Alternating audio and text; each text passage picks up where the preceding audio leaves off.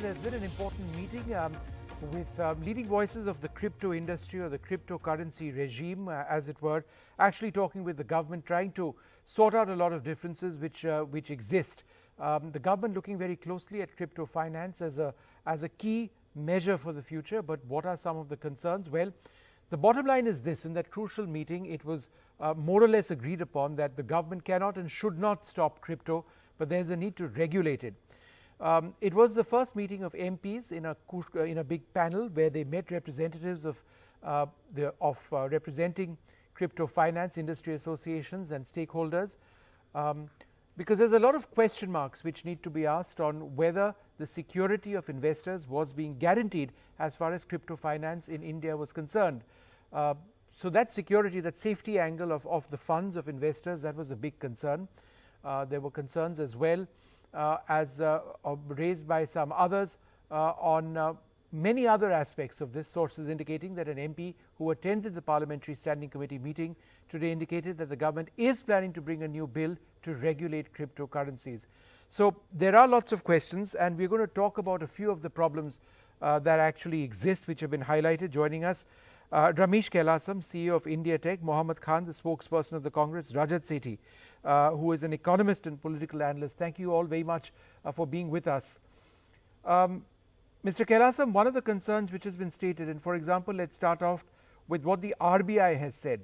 The RBI Governor Shaktikanta has said that allowing crypto means allowing misleading claims of huge returns.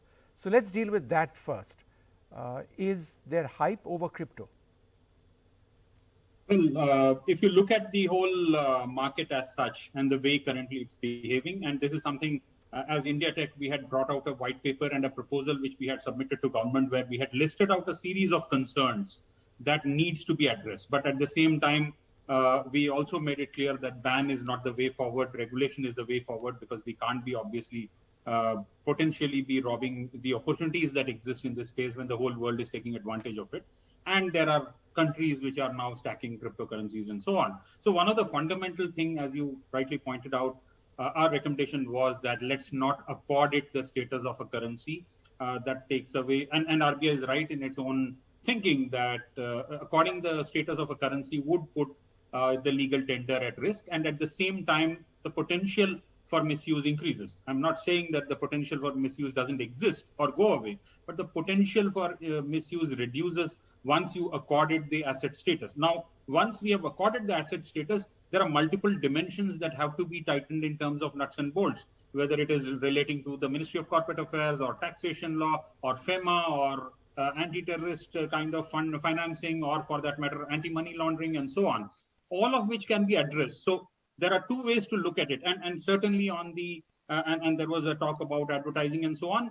If we do not bring regulation, the scope for fringe players increase, the scope for misuse multiplies, and therefore all the more need for a regulation, which is why we had recommended strongly that there are 15 points that need to be urgently looked at. We brought it under 5 broad regulations, and we also made it amply clear that what kind of coins should be allowed in the country, what should not be. There should be benchmarks. Okay, Mr. Kailasam, lots of points. Let me go across to Rajat Sethi. One of the points which have been raised as a cause of concern is that unregulated markets can be avenues for money laundering and terror funding. Do we have enough internal safeguards, Rajat, in our country to prevent this from happening with crypto? Well, I think proper crypto-centric forensics is one area which every nation is currently struggling with. Few countries, especially the US, are trying to work on it. But please understand that, of course, these larger risks are always associated with anything new, and more so with anything that has to do with finances. But what is at stake is not just a few coins here and there and a few investment-based strategies. It's much more larger ecosystem. It is not just about crypto. It is about blockchain and its various other versions that are being that are very, very promising for our nation. The Web 3.0, which entails DeFi, the decentralized finance, to NFTs, to tokenizations, and all of these things. So there is this huge, humongous opportunity before our nation, which the policymakers can't turn an eye away from. They need to bring in regulations, keeping this larger impact of this space in mind before they regulate anything. So therefore, a very easy approach of going in with an outright ban was not supported by this government, and government took a very careful and a well-studied approach on this entire issue. Okay. There will be black sheep, and those have to be identified and punished through the laws. Our laws, whatever exists, can do only bare minimum. We need to increase the capacity of the state governments to deal with these newer age challenges. Right. And that requires crypto forensics. You need to get in those tools and techniques.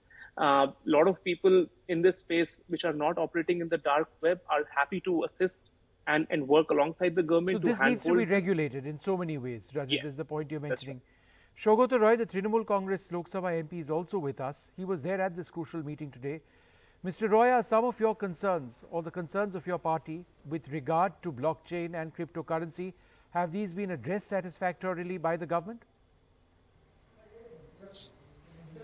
No, actually, this was only a preliminary meeting. Sir, you're on air, sir. Please go ahead. Yes. We called several organizations to know the position with regard to cryptocurrency. They included the CII, the IMAI, the Indian Software Product Industry, and many independent witnesses. We wanted to know the position of the cryptocurrency, which emanates from blockchain technology, and we wanted to obtain their views. Today, we are not there to reach any conclusion. Okay. All right. So just a preliminary meeting today what to get these views. people told us, Yes. no, but just a moment. But we asked what their views were. The whole industry said in one voice that please let cryptocurrencies not be blocked. All You right. can Let bring in some cryptocurrencies regulation, not be blocked. That's an important point but that do came not up. stop it. All right. Mohammed Khan, what is the view of the Congress Not party? be Again, banned you altogether. had representatives at this meeting. Were any of the concerns addressed? Right. Vishnu, first, actually, I want to answer the question that you asked Rajat Yes. about whether the government has any data on the illicit use of cryptocurrency in India. This question was actually asked and answered in Parliament in July of this year when the MOS Finance said they have no data, which makes it hard for them to make a case out for a ban. Now let's move to the second point. Now Rajat is here telling us that absolutely we must regulate. And of course, this committee is meeting because they're looking towards regulation. All that is well and good.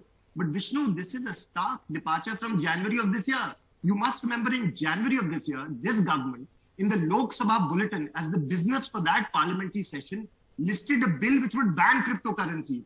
The statement of objects and reasons said they're going to prohibit cryptocurrencies. That was never introduced. Then Nirmala Sitharaman ji gives an interview in September, not very long ago, just 2 months ago, where she says we have to be cautious. Look at what happened in El Salvador. There were protests after Bitcoin was adopted as an official currency. So she was citing that. And now the Prime Minister has said we must accelerate and move forward. And I'll tell you what the view of the Congress is. The view of the Congress is do what you must, but do it with transparency. Because, Vishnu, even by very conservative estimates, there are 10 million Indians who have invested in cryptocurrency right now.